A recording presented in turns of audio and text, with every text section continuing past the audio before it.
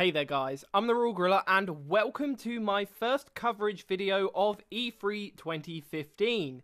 I have just right now finished the Bethesda conference video because I had to catch up on it. I'm a little late. The rest of these videos won't be late, but this one's slightly, but not too bad. And there's quite a lot to talk about, so without further ado, let's get to it with some of their biggest announcements. So there wasn't all that many announcements from Bethesda this year. The main ones were Doom, Dishonored II, and of course Fallout, which wasn't really an announcement. The only true announcement they really had was Dishonored 2, because that was the only game that we weren't really expecting to see. And I guess, what is that game called? Battleborn, maybe? I don't know. I'm not too interested in that, so, I'm not, interested. So we'll come back to these big games in just 1 minute. We'll go over a couple of the smaller things, and hopefully I won't forget any, because I am doing this completely off the top of my head. We have a new Elder Scrolls game, but it's not the kind that you were hoping for. Instead, we have Elder Scrolls Legends, which is a card game. I'm personally not too interested in card games. I've never really been able to get into them. The most I've actually played of any card game is probably Gwent in The Witcher 3, and I only do that for the quests, so this isn't too interesting for me, but to those of you who like things like Hearthstone and Magic, this might be really interesting and exciting for you, so that one's for you guys.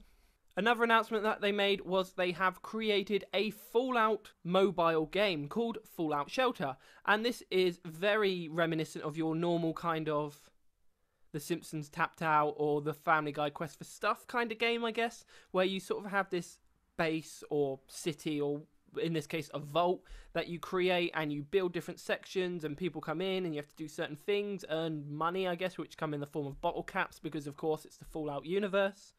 But one of the really nice things about this is Bethesda know their audience, and they know that the core gamers who like games like Fallout don't like mobile game mechanics, wait timers, that kind of thing. So we don't have any of that. You don't have to wait to build anything. The only microtransactions in that game are additional lunchboxes, which are kind of like random drops that you can get, that you can buy, but you don't need to buy them, so that's good.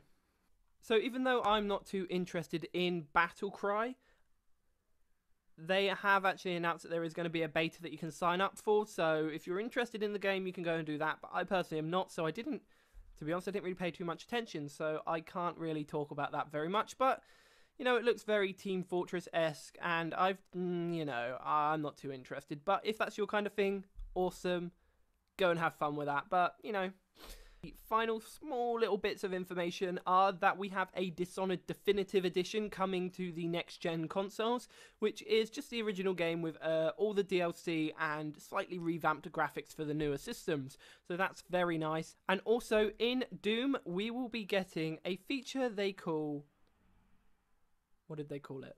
In Doom, we will be getting a feature called Snap Map, which is essentially a map creator that actually allows you to make custom game modes and pretty much rewrite the game's AI so you can create all sorts of things. And it looks really interesting. I reckon some people will be able to make some really, really cool things with that, especially with the kind of things we've seen from people in Trials, and some of that stuff is crazy. People know how this works so much, and we'll see what comes out of that. So hopefully some really cool things. So that's one to look out for. So onto the bigger announcements now. We of course had the first kind of gameplay reveal of Doom, and it looks really good. It looks along the lines of the kind of Shadow Warrior and Wolfenstein The New Order and the Old Blood.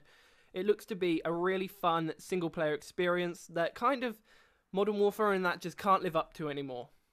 And with, of course, Wolfenstein The New Order being one of my favourite games of last year or the year before, whichever year it was released, I'm very confident that Doom is going to be great fun. They showed off a bit of the multiplayer, but I personally have never played a Doom game before, so the multiplayer isn't what I'm particularly interested in, even though that is probably why the series got so popular in the first place.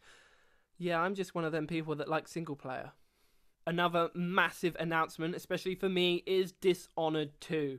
Dishonored 2 is of course in the same universe as the first, but this time you are just in a different city basically. This time you're in a nice coastal town, I guess, with new characters and some new kind of cataclysm to deal with. So one of the most interesting things about Dishonored 2 was the fact that in the trailer, at least, you are playing as a female character. And this was really cool, because not too many games are brave enough to give you a female protagonist at the minute. And one of the strangest things is this has come under scrutiny already on the internet. Some people are saying that the main character in Dishonored 2 is a token female. And I don't agree with that at all, because they are leading the way with this character. If anything, if they led the way with a male and just said, oh yeah, you can also play as a girl, that would be a token. Whereas what they're doing is they're showing the girl and they're saying, oh, you can also play as a guy. So if anything, it's a token guy in it. So I'm offended. And finally, on to the biggest and, quite frankly, the best reveal Bethesda gave. And I don't really know if anything this E3 is going to top it, because, oh my god, Fallout 4 looks incredible. If you haven't seen the press conference for yourself, I'm not going to be able to go over everything they revealed and everything they showed. You need to go and watch it yourself. But this game looks fantastic. Not only have we found out that we do actually have a fully voiced protagonist, you can actually play as a male or female, which some people were a bit worried about, but that's all cleared up now. You can play as male and female. Even though that the internet is now angry that you can't play as a transgender or something or other. I don't understand the internet. Let's just leave that alone. But some of the more exciting things is how in-depth this game goes into creation. So you can create your own weapons. You can create your own armor and add all these different elements to create something unique to you. And something that got me so excited.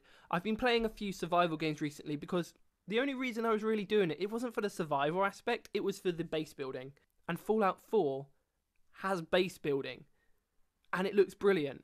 It looks like the kind of Rust and Ark kind of style, but of course it's in Fallout 4, so it looks so good. I really can't do justice to just trying to explain it like this. So I definitely recommend that you go and watch this bit of the conference especially. You can ignore the rest or go watch it on YouTube or something, it doesn't matter, but this is the bit that you want to watch. You don't want to miss any of the Fallout 4 stuff because it's all so exciting and it looks amazing. It looks like the best Fallout I've ever seen.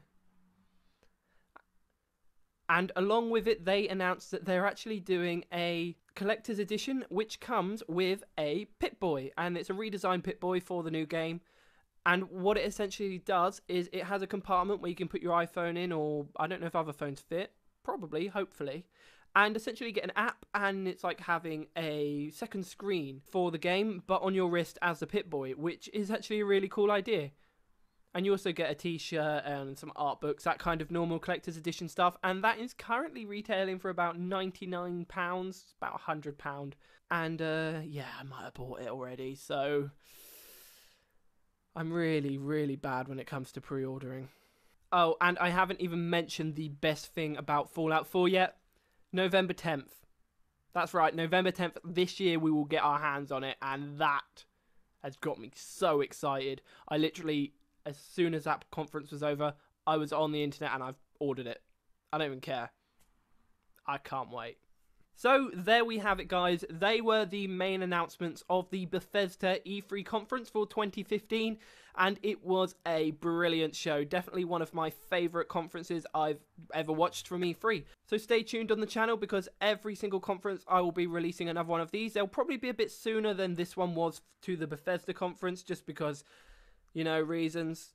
But make sure you tune in for them, and I will see you next time. Thank you for watching, and I hope you enjoyed the video. I've been TheRoyalGorilla.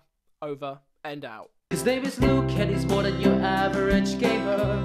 No ordinary let's player. Know about Easter eggs much better. Da da da da da da.